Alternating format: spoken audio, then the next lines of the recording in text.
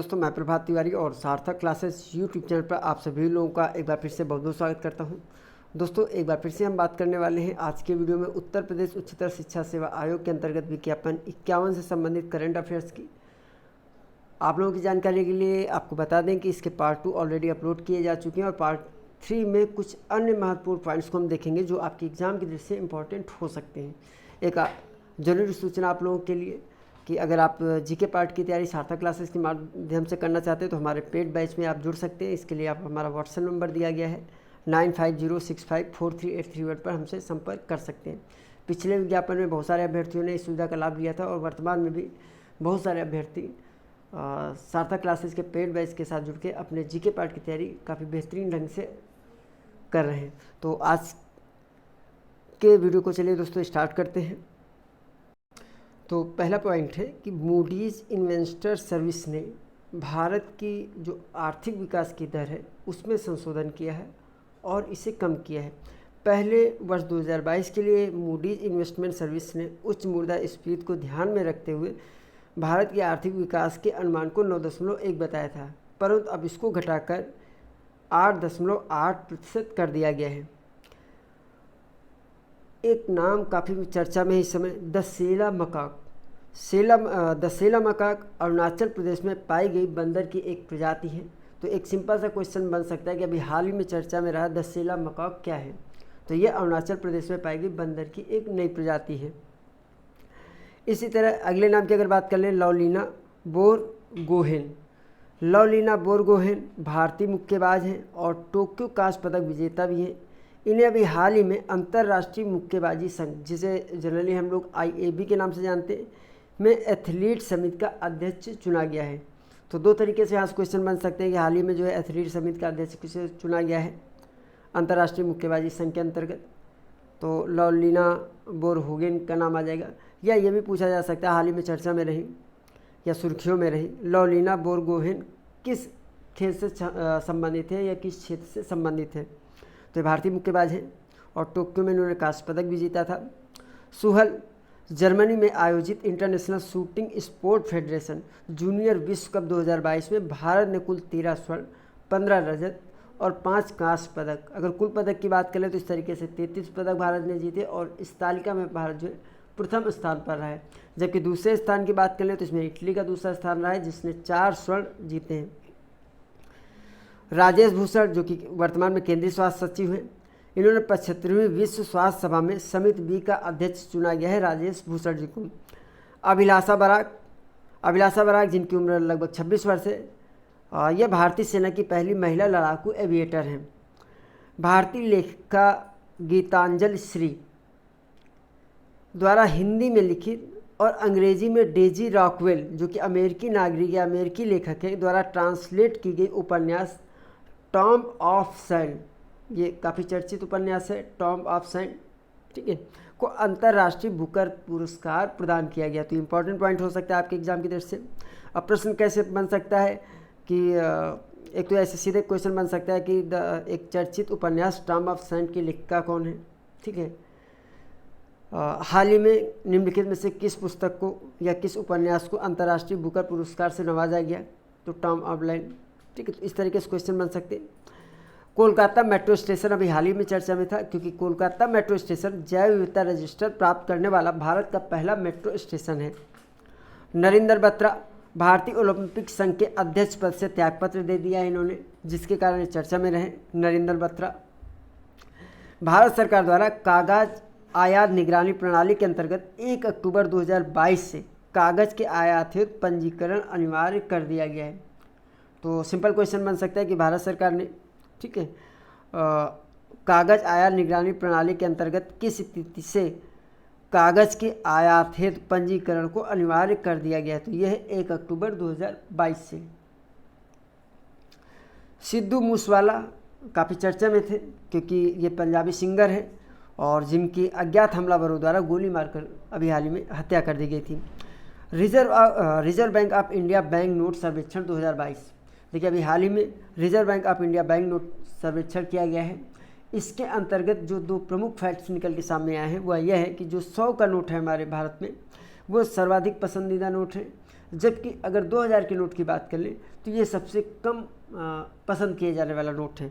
तो सबसे ज़्यादा पसंद किए जाने वाला नोट 100 रुपये और सबसे कम पसंद किए जाने वाले नोट की अगर बात करें तो ये 2000 का नोट है। जस्टिस मोहंती, न्यायमूर्ति पिनाकी चंद्र घोष के लोकपाल प्रमुख के रूप में कार्यकाल पूरा होने के कारण जस्टिस प्रदीप कुमार मोहंती को लोकपाल अध्यक्ष का अतिरिक्त प्रभार दिया गया है। और अगला पॉइंट है भारत सरकार द्वारा सॉरी, ये देखिए डबल पेज आ गया है, ठीक है, पीडीएफ बनाने में दिक्कत होगी, आगे बढ़ लेते हैं।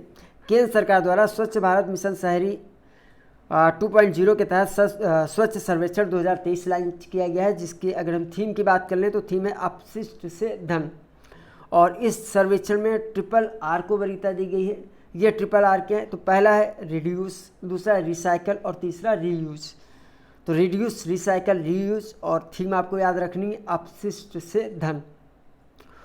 वर्ल्ड इकोनॉमिक फोरम द्वारा जारी यात्रा तथा पर्यटन विकास सूचकांक 2021, देखिए ये जो पूरा सूचकांक है ये द्विवार्षिक सूचकांक है, यानी इसे 2 वर्षों में एक बार जारी किया जाता है।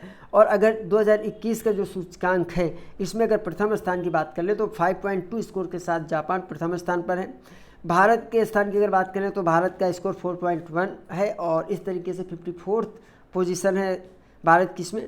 और बिल्कुल अंतिम पायदान की बात कर लें तो इसमें जो है चार्ट है जिसका 117वां स्थान है। यानी इस तरीके से हम देखें तो वर्ल्ड इकोनॉमिक फोरम द्वारा जारी यात्रा तथा पर्यटन विकास सूचकांक 2021 में कुल शामिल देशों की संख्या कितनी हो जाती है? 117। और सबसे 117वां जो स्थान है वो चार्ट का है। आगे बढ़ते हैं। सेबी द्वारा निवल मूल्य एवं बुनियादी ढांचे के मानदंडों सहित कई आधारों पर गैर अनुपालन घोषित करने के बाद ICEX यानी इंडियन कमोडिटी एक्सचेंज लिमिटेड की मान्यता को समाप्त कर दिया गया।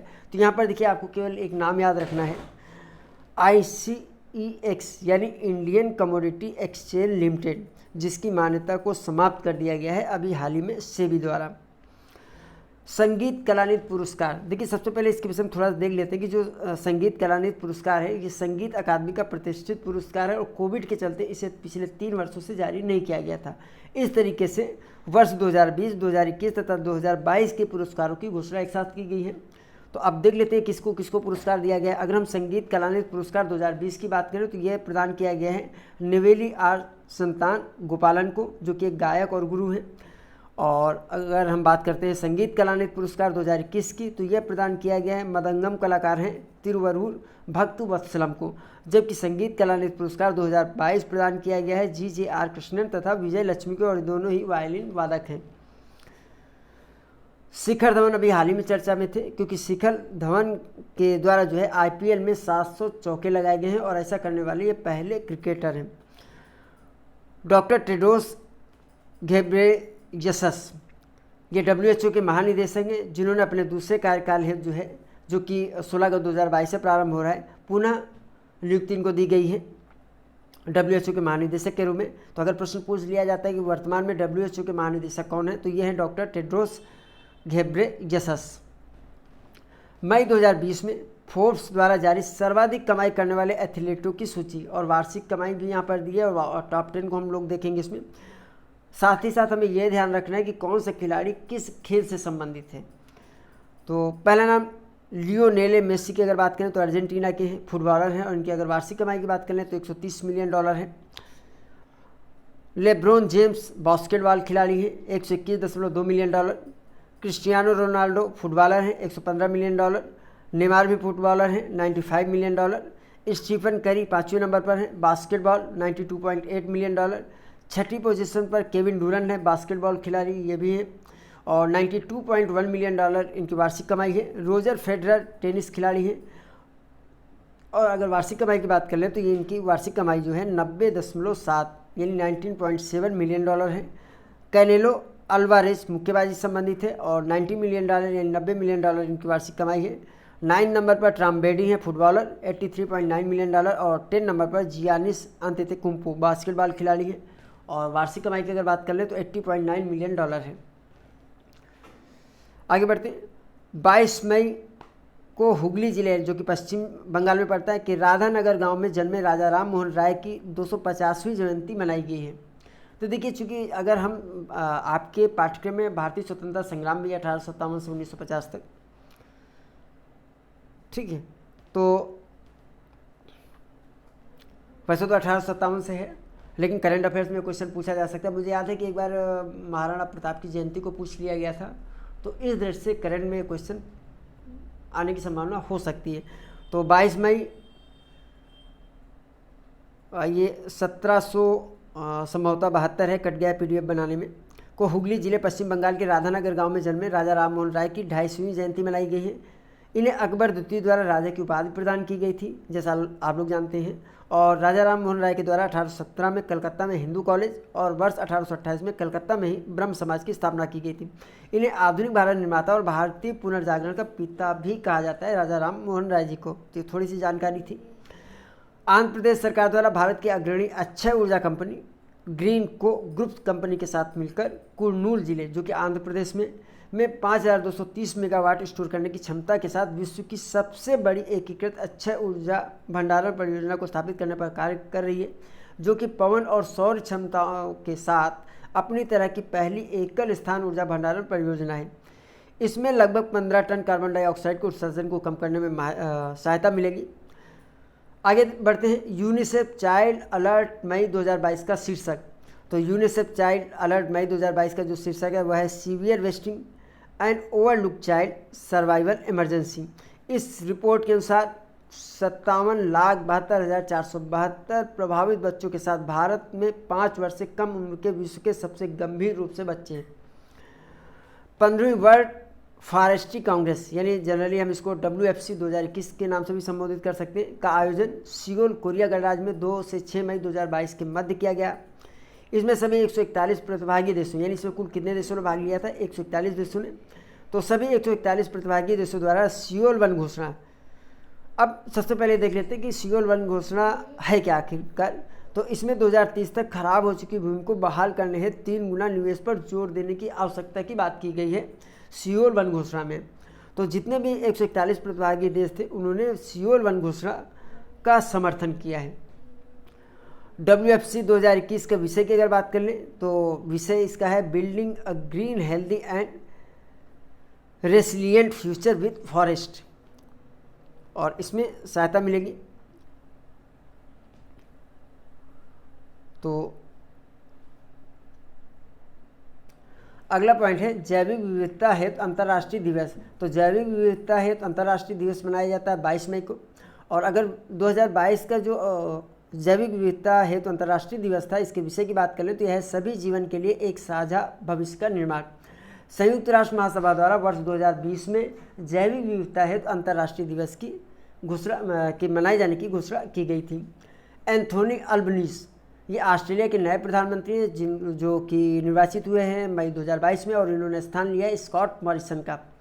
तो अब ऑस्ट्रेलिया के नए प्रधानमंत्री एंथोनी अल्बनीज़ हैं। 21 मई को अंतर्राष्ट्रीय चाय दिवस के रूप में मनाया जाता है। और अगर एक अंतर्राष्ट्रीय चाय दिवस 2022 की थीम की बात करें तो यह है टी एंड फेयर ट्रेड। पहली बार अंतर्राष्ट्रीय चाय दिवस वर्ष 2005 में मनाया गया था। हाल ही में गति शक्ति संचार पोर्टल को दूरसंचार विभाग द्वारा लॉन्च किया गया है। ये अक्सर क्वेश्चन बन जाता है या बन सकता है यहाँ पे क्वेश्चन कि गति शक्ति संचार पोर्टल को निम्नलिखित में से किस विभाग द्वारा जारी किया गया? तो इसे जारी किया गया दूरसंचार विभाग द्वारा। 1996 में नोबेल शांति पुरस्कार से सम्मानित जोस रामोस होर्टा ने पूर्वी तिमोर, जिसे तिमोर लेस्ते के नाम से भी जानते हैं, के राष्ट्रपति के रूप में शपथ ली है।